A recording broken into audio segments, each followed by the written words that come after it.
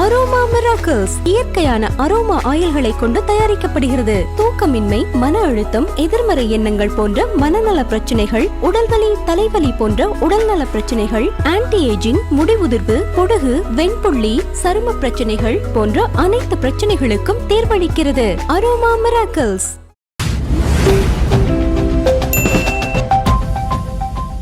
Vijay sir அவர்களோட அந்த கடைசி படம் இந்த ஜனநாயகன் ஆக்சுவலா இப்போ ஒட்டுமொத்த தமிழ் சினிமாவும் சேர்ந்து அவருக்கு அந்த சென்டாப் வந்து கொடுக்கணும். ஆனா இங்க வந்து அப்படியே எதிர்மறையா இருக்கு. இப்போ எங்கெங்கெல்லாம் ஜனநாயகன் போஸ்டர் இருக்கோ அங்கெங்கெல்லாம் அந்த பராசக்தி போஸ்டரை வந்து இருக்கிறாங்க. இந்த தமிழ் சினிமால விஜய்க்கு எதிரான ஒரு மனநிலையில தான் இருக்காங்களா சார்? கண்டிப்பா. ரொம்ப வெளிப்படையா சொல்லணும் அப்படின்னா விஜய்க்கு ஆதரவானவர்களை விட விஜய் மீது பாத்தீங்கன்னா ஒரு பொறாமை கொண்டவர்களுடைய எண்ணிக்கை தான் அதிகம். ஏன்னா நம்ம இந்த இண்டஸ்ட்ரியில தான் இருக்கோம், நிறைய பேர்கிட்ட பேசுறோம், பழகுறோம். அப்ப என்ன பண்ணுவாங்கன்னா, நீங்க பேட்டிக்காக பேசும்போது விஜய் மாதிரி உண்டா, விஜயை பார்த்து தான் சினிமாக்கே வந்தேன், விஜய் சார் தான் என்னுடைய குரு, இப்படி எல்லாம் சொல்லுவாங்க. நீங்க பேட்டி முடிச்சதுக்கு அப்புறம் பேசும்போது இந்த விஜய் இருக்காரே அப்படின்ட்டு அவரை பத்தி அப்படி நெகட்டிவா பேசுவாங்க. இப்ப இது ரெண்டில் எது உண்மை அப்படின்னு நீங்க பார்த்தா, அந்த பேட்டிக்காக பேசுனது பாத்தீங்கன்னா 100% பொய்யானது. ஆஃப் த ரெக்கார்டா அவங்க பேசுறாங்க தெரியுமா, அதுதான் உண்மையான கருத்து. ஸோ அந்த அடிப்படையில் நிறைய பேருக்கு பாத்தீங்கன்னா விஜய் மீது ஒரு பெரிய எரிச்சலும் பொறாமையும் இருக்கு. என்ன காரணம்னா, நம்ம சமகாலத்துல வந்தாரு அல்லது நமக்கு பிறகு வந்தாரு, அவருக்கு தமிழ் சினிமாவில் கிடைத்த உயரம்ங்கிறது மிகப்பெரிய உயரம். நம்மளால அதை எட்ட முடியல.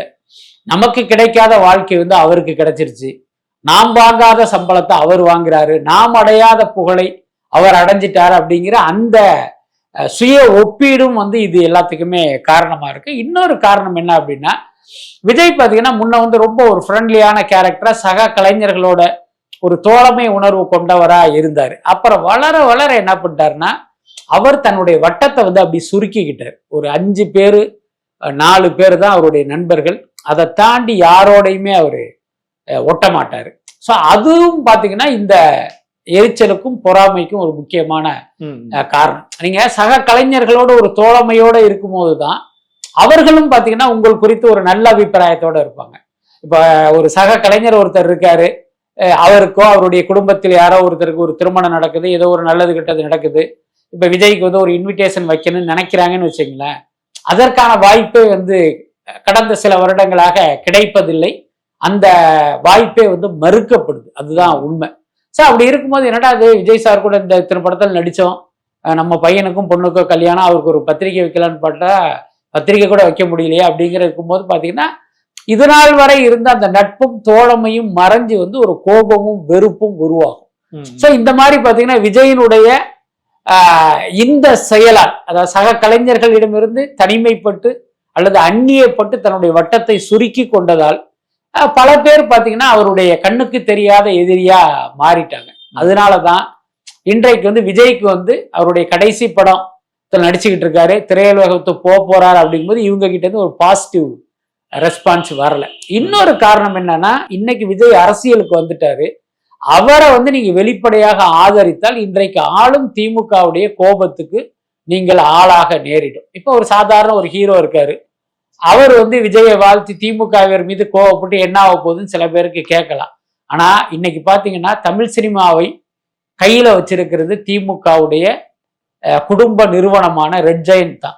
இப்போ ஒருத்தர் ஒரு படம் எடுக்கிறாரு, அவர் விஜய்க்கு ஆதரவா இருக்காருன்னு தெரியும் போது இவங்க என்ன பண்ணுவாங்க அப்படின்னா, அந்த ஹீரோவுடைய படத்தை வேற யாரும் வாங்காத அளவுக்கு என்ன ஒரு உள்ளடி வேலையை பார்த்து வச்சிருவாங்க.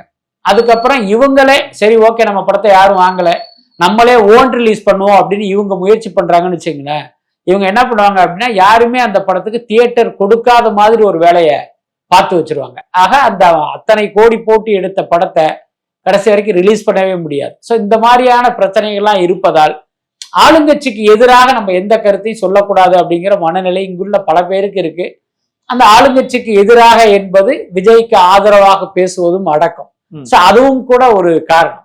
இப்போ அதே மாதிரி இந்த ஜனநாயகன் ரிலீஸ் ஆகுறதுலேயே ஒரு பெரிய சிக்கல் இருக்கும் வந்து சொல்றாங்களே சார். இப்போ மறைமுகமா நிறைய நெருக்கடிகளை வந்து திமுக சார்பாக வந்து கொடுத்துட்டு இருக்காங்க. அது வந்து பிசினஸ்லயும் வந்து பாதிக்குது. இன்னொரு பக்கம் வந்து எப்பவுமே ஒரே டிஸ்ட்ரிபியூட்டர் தான் தமிழ்நாடு ஃபுல்லா ரிலீஸ் பண்ணுவாங்க. ஆனா இந்த வாட்டி வந்து ஒவ்வொரு ஏரியாக்கா தனித்தனியா வித்துருக்காங்க. இதெல்லாம் நிறைய நெருக்கடிகள் வந்து கொடுக்குறாங்க சார். அதாவது ஜனநாயகன் ரிலீஸ் ஆகும் போது திமுக தரப்பிலிருந்து நிச்சயமாக நெருக்கடி கொடுப்பாங்க, அதுல எந்த மாற்றமே இல்லை. ஸோ அப்படி அவங்க நெருக்கடி கொடுத்து அதனால் ஜனநாயகனுடைய வெளியீடு பிரச்சனை ஆயிடக்கூடாதுங்கிறதுனால தான் அவங்க ஒரு பெரிய ஸ்மார்ட்டான முடிவை எடுத்தாங்க. அவங்க என்பது விஜயும் சேர்த்து தான் சொல்றேன். என்ன முடிவு எடுத்தாங்க அப்படின்னா, இப்ப யாரோ ஒரு நபருக்கு ஒட்டுமொத்த தமிழ்நாடு தியேட்டருக்களையும் கொடுக்குறாங்கன்னு வச்சுங்க. ஏற்கனவே இந்த ராகுல்ங்கிறவர் வாங்குறதா இருந்தது. அப்புறம் லலித் ட்ரை பண்ணாரு, ஏஜிஎஸ் ட்ரை பண்ணாங்க, 5 ஸ்டார் செந்தில் ட்ரை பண்ணாரு. இந்த மாதிரி பல பேர், இந்த ராக்ஃபோர்ட் முருகானந்தன் ட்ரை பண்ணாரு. இப்போ யாரோ ஒரு விநியோகஸ்தருக்கு ஒட்டுமொத்த தமிழ்நாடு தியேட்டருக்களையும் வித்துட்டதா வச்சுக்கோங்க. இப்ப அவங்க வாங்கினாலும் ஒவ்வொரு ஏரியாவுக்கும் தியேட்டர் போட போகும்போது பாத்தீங்கன்னா ஒவ்வொரு ஏரியாவையுமே ஒவ்வொரு ஆள் கையில வச்சிருக்காரு. புரியுதா இல்லையா? மதுரை அப்படின்னா மதுரை அன்பும் அவருடைய பிரதர் அழகருடைய கண்ட்ரோல்ல தான் ஒட்டுமொத்த தியேட்டரும் இருக்கு. அதே மாதிரி கோயம்புத்தூர் போனீங்கன்னா திருப்பூர் சுப்பிரமணியம் இருக்காரு. அதுக்கப்புறம் பாத்தீங்கன்னா மன்னார்னு ஒருத்தர் இருக்காரு. இங்க நார்த் ஆர்காடு சவுத் ஆர்காடு பாத்தீங்கன்னா எஸ் பிக்சர்ஸ் சீனுன்னு ஒருத்தர் இருக்காரு.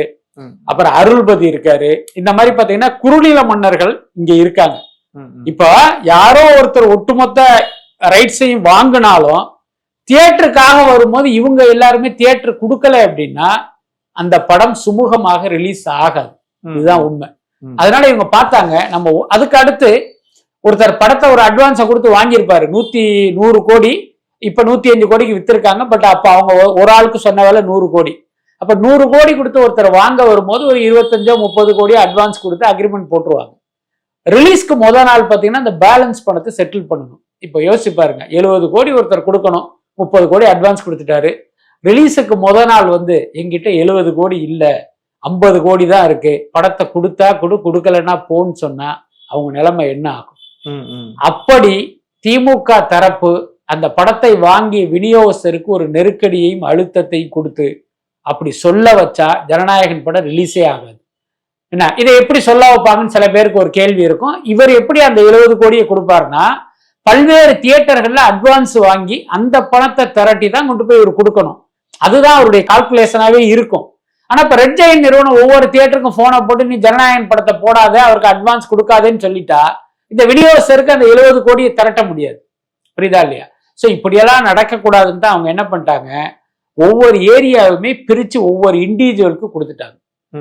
இப்ப பாத்தீங்கன்னா யாரோ ஒரு விநியோகஸ்தரால, இப்ப மதுரையை வாங்குற ஒரு விநியோகஸ்தரால அந்த பணத்தை திரட்ட முடியல அப்படின்னா மதுரை மட்டும் பிரச்சனையாக மற்ற ஏரியாவிலும் ரிலீஸ் ஆகிடும். இப்ப திருச்சி விநியோகஸ்தரால மட்டும் பிரச்சனை அப்படின்னா திருச்சி பஞ்சாயத்தாக மற்றதெல்லாம் ரிலீஸ் ஆகிடும். ஸோ இந்த மாதிரி பாத்தீங்கன்னா இவர்கள் இப்படியெல்லாம் செய்வார்கள்னு தெரிஞ்சுதான் அவங்க ஸ்மார்ட்டா இப்படி ஒரு முடிவை எடுத்துட்டாங்க. அதே நேரம் அந்த ரிலீஸ் நேரத்துல இவங்க கண்டிப்பா இன்னொரு வகையில டிஸ்டர்ப் பண்ணுவாங்க. என்ன அப்படின்னா, ஜனநாயகன் ரிலீஸ் ஆகும்போது பெரிய ஸ்கிரீனை அந்த படத்துக்கு கொடுக்காதீங்கன்னு ரெட் ஜெயண்ட் சொல்வதற்கு வாய்ப்பு இருக்கு. என்ன காரணம்னா 9ஆம் தேதி ஜனநாயகன், 14ஆம் தேதி பராசக்தி வரப்போகுது. என்ன இருந்தாலும் 14ஆம் தேதி அனைத்து பெரிய ஸ்கிரீன்களுமே பராசக்திக்கு தான்.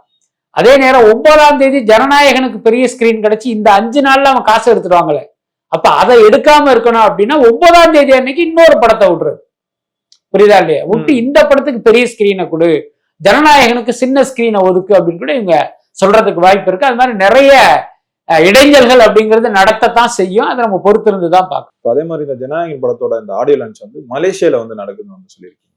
இப்ப அதுவும் ஏன் சென்னையில நடத்திருக்கலாம்? இங்கேயும் நிறைய ஆடியன்ஸ் இருக்காங்க, அதை விட்டுட்டு ஏன் மலேசியால நடத்தணும்?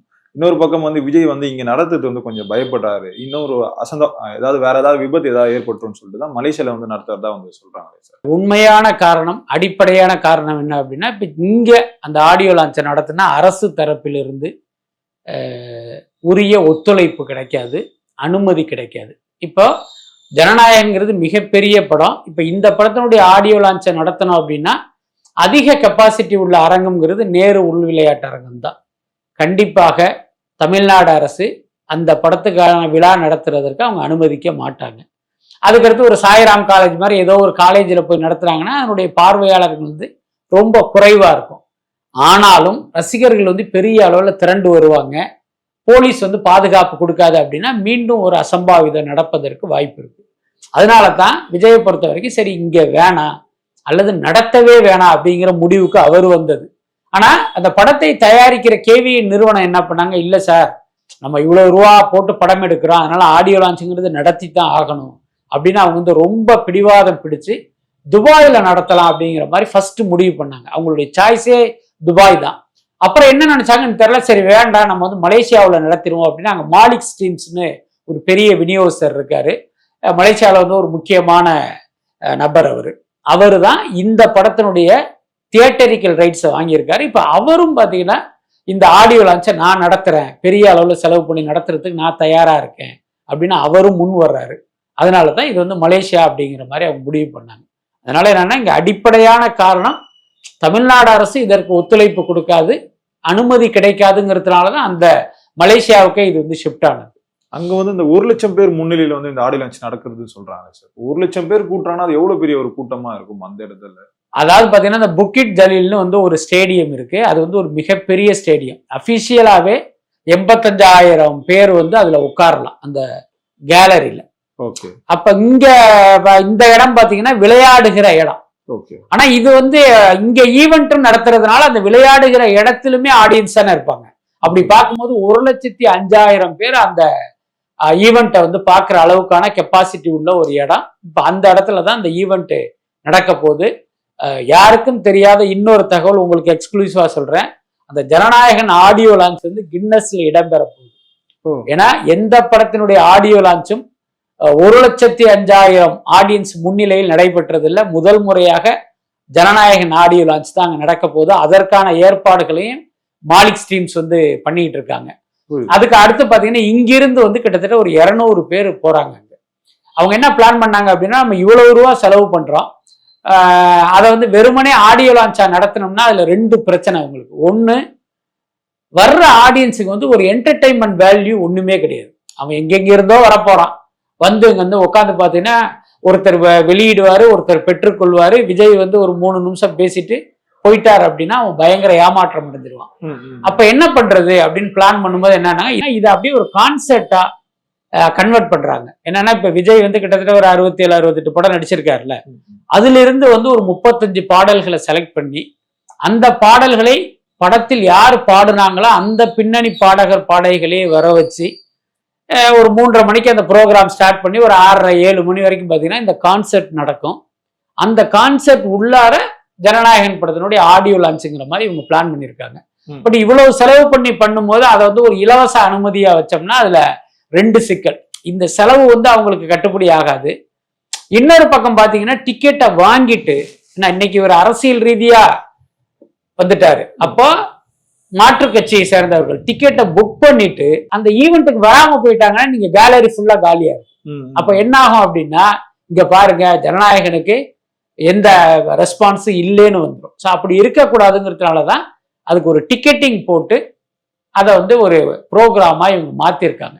ஸோ அதுதான் அந்த மாதிரி எல்லாம் மாற்று கட்சியினர் வந்து பண்ணுவாங்க சார். இதுல பண்ணி அவங்க என்ன அரசியல் பண்ணுவாங்க? அதாவது பாத்தீங்கன்னா அந்த டிக்கெட்டுங்கிறது வந்து ஆன்லைன்ல தான் அவங்க விற்க போறாங்க. அப்ப நீங்க உலகத்தின் எந்த மூலையில் இருந்தும் அந்த டிக்கெட்டை வந்து நீங்க புக் பண்ண முடியும். இப்போ உதாரணத்துக்கு இங்க இருப்பவர்களே மலேசியாவில் நடக்கிற அந்த கான்செர்ட்டுக்கான டிக்கெட்டை வந்து புக் பண்ண முடியும், இலவசமாக வைக்கிறதா வச்சுக்குவோம்.